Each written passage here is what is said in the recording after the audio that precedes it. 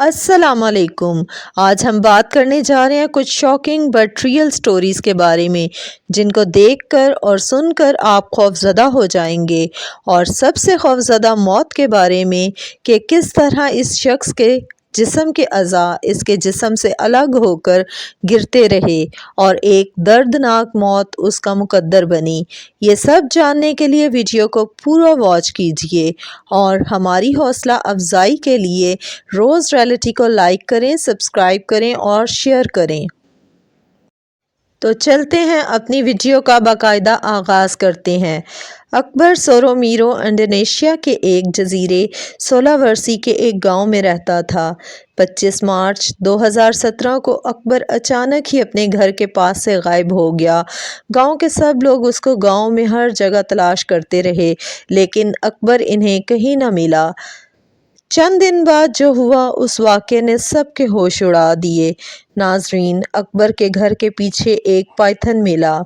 جیسا کہ آپ سب جانتے ہی ہوں گے کہ پائتھن زہریلا نہیں ہوتا، یہ اپنے شکار کو زندہ ہی نگل جاتا ہے۔ جب لوگوں نے اس پائتھن کو اکبر کے گھر کے نیچے دیکھا تو انہوں نے اسے مار دیا، مگر حیران کن بات یہ تھی کہ اس پائتھن کا پیٹ بہت زیادہ پھولا ہوا تھا۔ جب اس کے پیٹ کو کاٹا گیا سب لوگ دیکھ کر خوفزدہ ہو گئے۔ جی ہاں، اس پائتھن نے اکبر کو نگل لیا تھا اور اس کے پیٹ میں اکبر ہی کی لاش تھی۔ یہ واقعہ 2017 کا ہے اور یہاں ہم آپ کو یہ بھی بتاتے چلیں کہ یہ دنیا کا پہلا واقعہ تھا کہ کسی پائتھن نے کسی انسان کو پورا نگل لیا ہو۔ ناظرین، یہ کہانی اسٹیون کی ہے۔ یہ امریکہ کا رہنے والا تھا۔ یہ ایک عورت سے شادی کرنا چاہتا تھا اور اس نے ایک پلان بنایا کہ یہ سمندر کی تہہ میں جا کر ایک انگوٹھی نکالے گا اور پھر اس لڑکی کو پرپوز کرے گا۔ اس نے ایک ریزورٹ میں ایک ایسا کمرہ بک کروایا جو سمندر کے نیچے تھا اور وہ خود کمرے سے باہر جا کر سمندر میں انگوٹھی کی تلاش میں نکل پڑا، اور اس نے ایک پیپر پر یہ بھی لکھا ہوا تھا کہ میں اپنی سانس زیادہ دیر تک روک نہیں سکتا لیکن میں تم سے بہت پیار کرتا ہوں اور تم سے شادی کرنا چاہتا ہوں۔ ناظرین، اس آدمی کی آخری ویڈیو تھی۔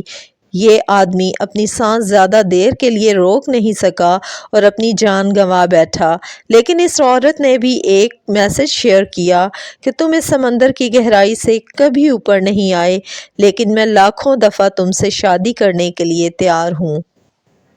ناظرین، یہ دردناک واقعہ ہے ہشاشی اوچی نام کے لڑکے کا۔ یہ لڑکا جاپان کا رہنے والا تھا اور یہ دردناک واقعہ 1999 میں پیش آیا۔ یہ لڑکا GCO کمپنی میں کام کرتا تھا۔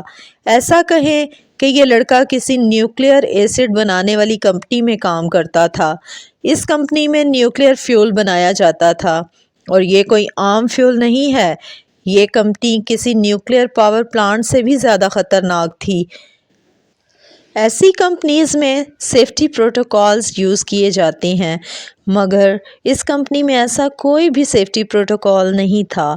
اس کمپنی میں اس فیول کو بنانے کے لیے بہت ہی خطرناک ملٹیپل فیول یوز کیے جاتے تھے جن کو سٹیل اور میٹل کی بالٹیوں میں لایا جاتا تھا۔ یہاں پر سارا کام صرف مشینوں سے ہی نہیں ہوتا تھا بلکہ یہاں پر ورکرز اپنی نگرانی میں سارا کام کرواتے تھے۔ اس کمپنی میں پہلے کبھی بھی کوئی ایسا واقعہ پیش نہیں آیا، اس لیے کمپنی بلا خوف یہ کام کر رہی تھی۔ یہاں کے ورکرز زیادہ پڑھے لکھے نہیں ہوتے تھے اور ان کو ان کیمیکلز کے بارے میں زیادہ جانکاری بھی نہیں تھی۔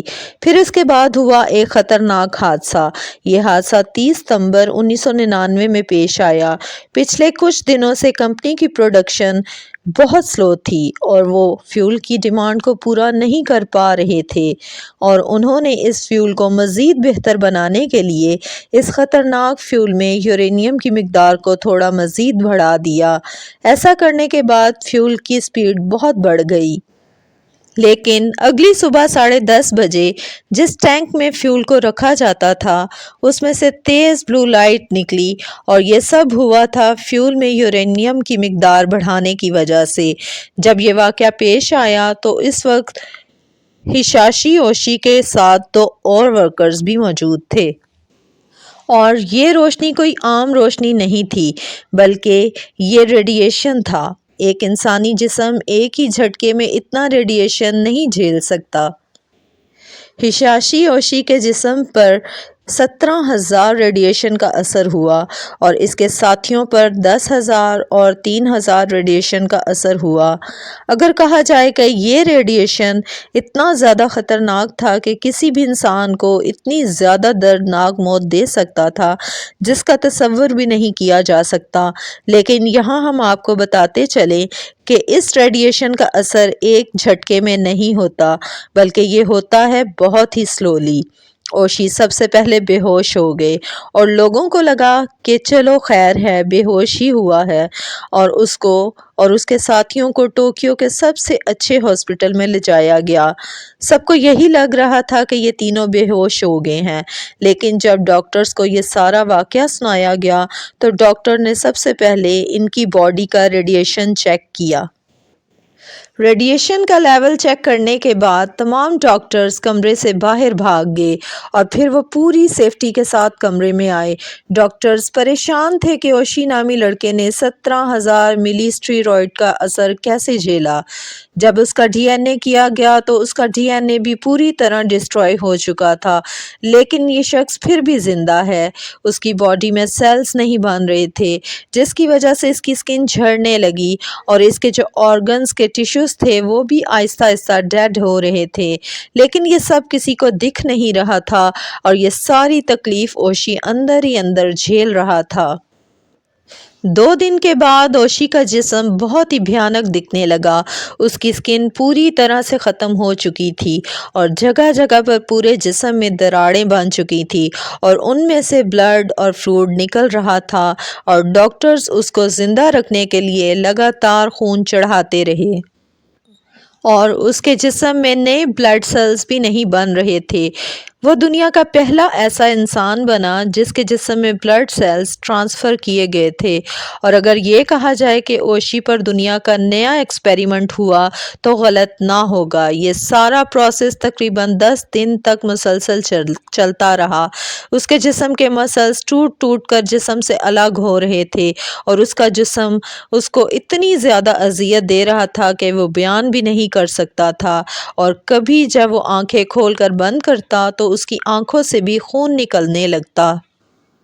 لیکن ان سب کے باوجود ایک دن اس کا دل بند ہو گیا، لیکن ڈاکٹرز نے اپنی کوشش نہیں چھوڑی اور اس کو الیکٹرک شاک دیے گئے جس کی وجہ سے اس کا دل دوبارہ سے دھڑکنا شروع ہو گیا۔ لیکن دن بدن اوشی کی حالت بگڑتی جا رہی تھی اور اس کے ہاتھ پاؤں گل کر جسم سے الگ ہو گئے تھے اور اوشی انتہائی تکلیف سہ رہا تھا۔ پھر اوشی کی فیملی والوں کو ہاسپٹل میں بلا کر اس کی حالت کے بارے میں بتایا گیا کہ اوشی جب دوبارہ ٹھیک نہیں ہو سکتا، اور 81 دن ہاسپٹل میں رہنے کے بعد انتہائی اذیت سہنے کے بعد اوشی کا دل دھڑکنا پھر سے بند ہو گیا اور وہ اس اذیت سے آزاد ہو گیا۔ یقیناً اس سچے واقعے کو سننے کے بعد آپ کے بھی رونگٹے کھڑے ہو گئے ہوں گے۔ اگر آپ کو یہ ویڈیو پسند آئی ہو تو ہمیں کمنٹس باکس میں ضرور آگاہ کریں اور روز ریئلٹی کو لائک کریں، سبسکرائب کریں اور شیئر کریں۔ شکریہ۔